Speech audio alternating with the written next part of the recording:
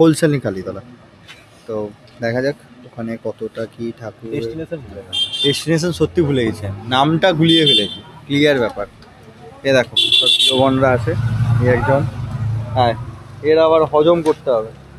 Hello Arsalan এই এক ভাই, চলো যাওয়া যাক। হাই নমস্কার, আমি রাহুল চলে এসেছি আজকে একটা নতুন ব্লগ নিয়ে। ইন্ট্রো আর হালকা একটা ছোট ক্লিপ দেখে বুঝতে পেরে গেছো এই পুজোটা হচ্ছে আমাদের বাড়ির পুজো এবং পাড়ার পুজো।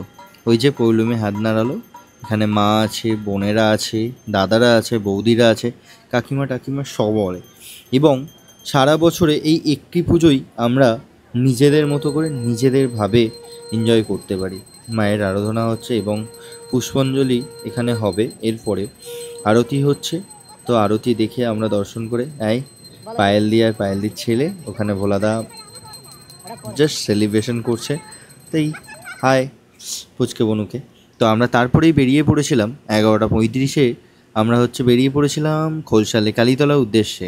এবং ওই সময় জাস্ট পেট্রোল পাম্পে ভিড় প্রচণ্ড, হালকা ভিড় কাটিয়ে একটা ছোট্ট একটা ক্লিপ নিয়ে আমরা চলে গেছিলাম খোলসালি কালীতলায়। খোলসালি কালীতলায় চলে গিয়ে আমরা দেখি প্রচণ্ড পরিমাণে ভিড়। তো সত্যি বলতে গেলে অনেক উচ্চপদস্থ ও পুলিশ কর্তারা ছিলেন এবং আমরা দর্শন করি মায়ের।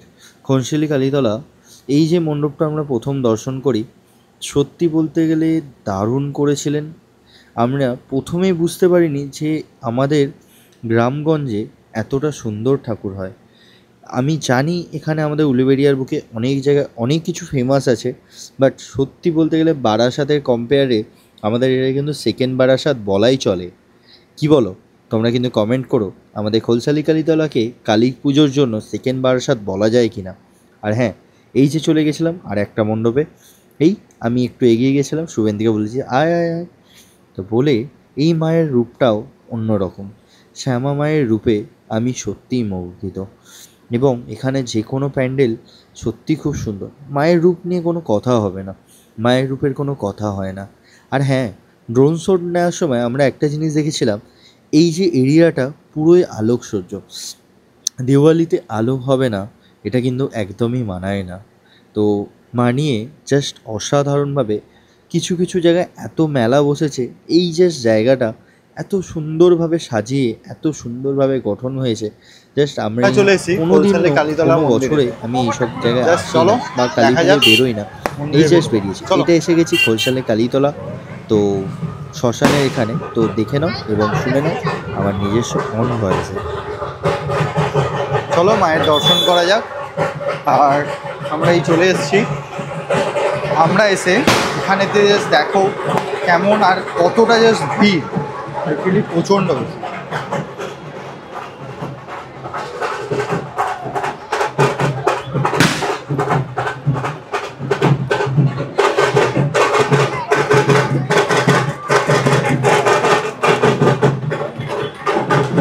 চলো মায়ের মন্দিরটা দর্শন করা যাক। এখানে মায়ের দর্শন করার জন্য আমরা এগোতে গিয়ে দেখলাম এখানে ঢাকঢোল পিছিয়ে জাস্ট মায়ের পুজো স্টার্ট করার জন্য যেই প্রসেসটা থাকে সেটা স্টার্ট হচ্ছে। তো আমরা এগোলাম এবং সবার কাছে বড় মা আছে, অনেক রকমের অনেক জায়গায় অনেক কিছু ঠাকুর আছে। আর আমাদের উলুবেড়িয়া খোলসালি কালীবাড়ি, মানে কালীবাড়ি নয় এটা মন্দিরে, এখানে আছে আমাদের বুড়ি মা। মায়ের দর্শনটা জাস্ট করে নাও। জয় মা, সবাইকে ভালো রেখো এবং সুস্থ রেখো, আর সবাইকে সবার ইচ্ছা পূরণ করার শক্তি দিও। তো এটা খোলসালি কালীতলা হাই স্কুলের এর কাছে একটি মণ্ডপের সামনে জাস্ট বক্সের আলোকসজ্জায় সবাই মেতে উঠেছিল এবং সবাই প্রচণ্ড পরিমাণে ডান্স করে ফাটিয়ে দিচ্ছিল। তো তোমরাও কিন্তু পারলে একবার ভিজিট করে এসো। আর হ্যাঁ, ব্লগটা হয়তো একটু দিতে লেট হয়ে গেল একদিন, এই মণ্ডপটার আলাদা করে একটা ভিডিও আমি কিন্তু অলরেডি দিয়ে দিয়েছি তোমাদেরকে, তো দেখে এসো। আর যদি না এখানে বুঝে যাবে তো অবশ্যই ওখানে দেখে এসো। আর কেমন হয়েছে মণ্ডপগুলো অবশ্যই জানিও। কিন্তু আমাদের এই মুহূর্তে ফুচকা খাওয়ার কম্পিটিশান চলবে, তো তোমরা একটু দেখে নাও। আমরা এবার ফুচকা খাওয়া শুরু করলাম, দেখা যাক ফুচকা খাইয়ে আমাদেরকে কাকা খাওয়াতে পারে কিনা, এত ঝাল দিতে আমরা খাওয়াতে পারি কিনা দেখা যাক। চলো ব্রেকআপ।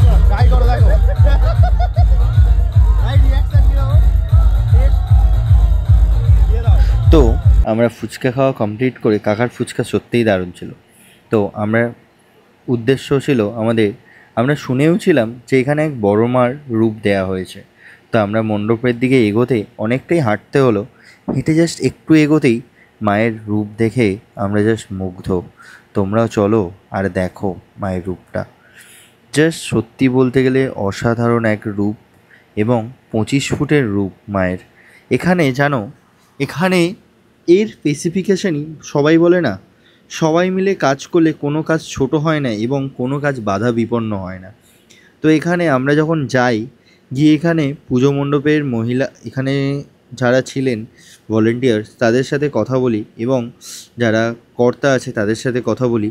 তারা বললেন এখানে মহিলা এবং পুরুষ উভয় পক্ষেই এখানে কাজ করে। মহিলা ভলেন্টিয়ার বরঞ্চ এখানে বেশি ছিল।